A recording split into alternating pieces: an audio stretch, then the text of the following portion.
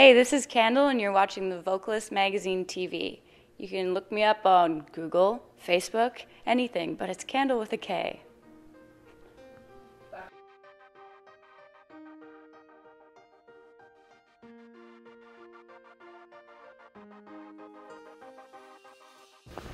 Hey guys, and welcome to the Vocalist magazine TV. My name is Claire Lowen, and today we are here with the very talented musician Kendall. How are you today? You nailed that intro. Thank you. I'm good. How are you? I'm glad to hear it. I'm really good too. So today we want to get into everything about your music. So let's start with going way far back and finding out how you got involved in music in the first place.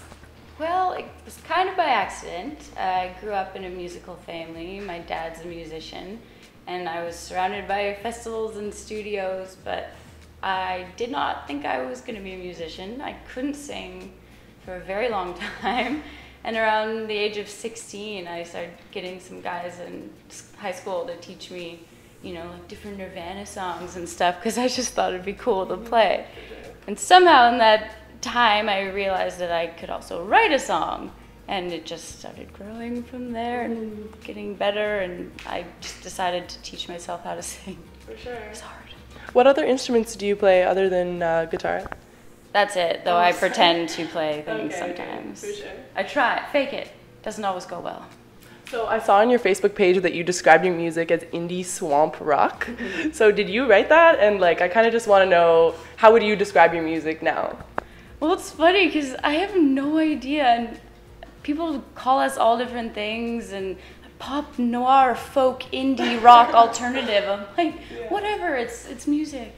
Call it what you want. You don't think it needs to be defined, it just sounds good. Sometimes it's easy. You listen to Katy Perry, and you're like, that is pop, but I listen to myself, and I'm like, I don't know. Yeah, it's hard for someone to define their own music, absolutely. Sure.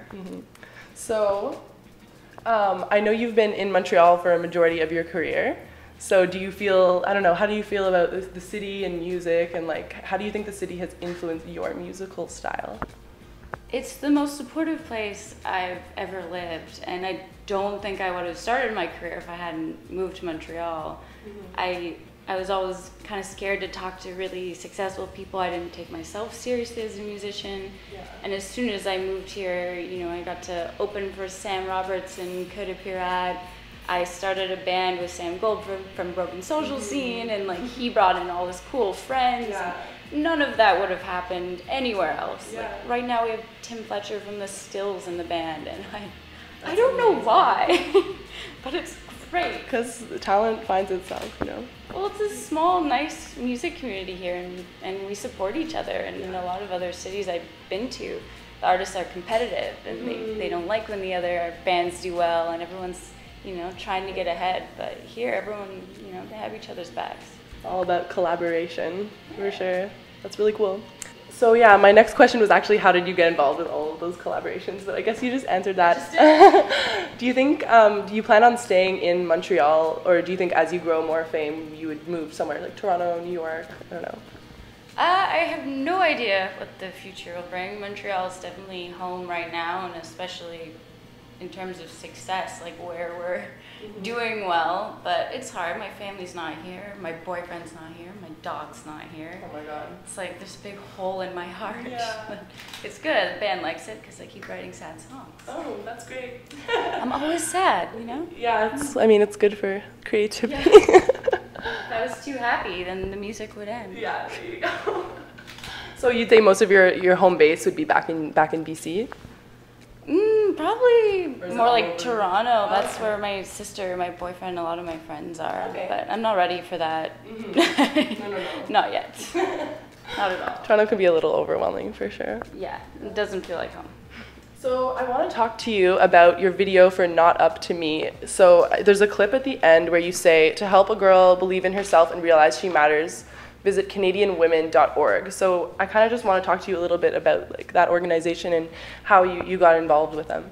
It started with the song itself. Is about a girl very close to me that dealt with some issues with abuse and suicide and depression, and just realizing the statistics in girls today, and how especially with social media and stuff today, girls are bullied, they're peer pressured, and they blame themselves. Yeah. And Canadian Women's Foundation is a great organization that helps these girls, has amazing programs like getting them to feel confident and comfortable and coming forward and things. And so I just wanted the video to mean something. I didn't want people to look at it and be like, oh, cool, 2 girls underwater. Like, it has so much more meaning than that. So luckily they were on board, and I just hope that more people will check out this site and help our girls. Yeah, absolutely. It's a really, really beautifully shot video. I like truly, really enjoyed it. Yeah, I like gave me some feels for sure. So let's talk about your last album, In Flames, which came out in March. Well, I actually want to talk about more where you're at now. How do you think your songwriting has changed since that album came out? I feel like musically I keep progressing. I feel stronger and more confident as a writer. Like, whereas the first EP was an experiment and a test if I could sing at all. And then by the time I did In Flames, I felt I had my voice, I had my style, and now I just feel really excited and inspired, and probably going to produce the next one myself with Sam. Amazing. Wait, Sam from Broken Social Scene or Sam Roberts? Broken Social Scene. He's the band leader in our camp. Right. Wait, what's your band called again? They call themselves the Crooks. So it's Kandle and the Crooks. Yeah, they didn't like saying that they play in Kandle. No, yeah. Sounds raunchy. A little bit. Yeah. So as an artist in this day and age, I mean, a lot of stuff is changing from even, 5-10 years ago with social media and, stealing music, etc. I saw that you had some quote on your website that was like, steal our music, share it, we don't care, we just want to be heard, right? So saying that, I mean, what would you say is like one of the challenges that you face in this day and age as an artist?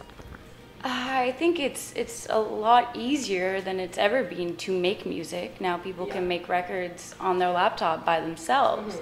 And there's more and more genres becoming popular all over the place. There's not, the Beatles is popular. That doesn't matter anymore. There's so much.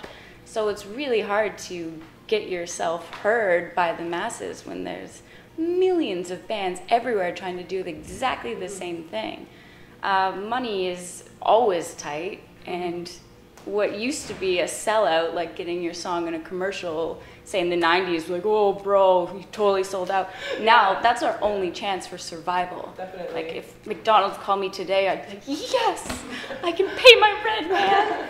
So it's a challenge. Like, album sales, whatever, it's great if people do buy the records, that's great, but I also don't mind if someone wants to hear music, doesn't have the money, and steals it.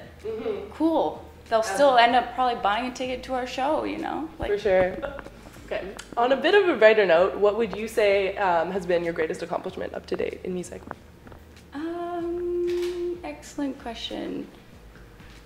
It's kind of like a weird one, but it was the time I was most excited was the first time and the second time that we got to play Osheaga. It's the first time I felt like at the same level as other musicians that I've looked up to, and realized like, wow, I could actually do this. And walking by the backstage area and being like, Nick Kay is here. God, don't cry. Keep your cool. So that probably. Yeah, that's amazing. Like being on the same level as your idols must be a really good feeling. Saying that I opened for Nick Cave, but we played like 7 hours before him and on a different stage. But in my you heart, opened. I opened for Nick Cave. You did it. Does he know I exist? No. Maybe. Maybe he'll see the video. One day. Okay, so one of my last questions for you is, what would you give as advice for someone who wants to get into the music industry? Don't do it. Go to school. Why? If you do it, it's got to be for the right reasons. You have to absolutely love it. There has to be nothing else that you think might make you happy, because it consumes your life. You're going to be broke. You're going to cry. You're going to be hurt. You're putting your soul out there for people to comment and say, I hate this, or she's ugly Taylor Swift, whatever. People are mean and ruthless, and you have to be doing it because you love it that much, or else it'll destroy you. So don't do it. Unless. Because it's hard. For sure. It's terrible advice. Definitely. Definitely some good / terrible advice. Yeah. Same advice my father gave me. Great. But I didn't listen. Yeah, well, there you go. Sometimes it works.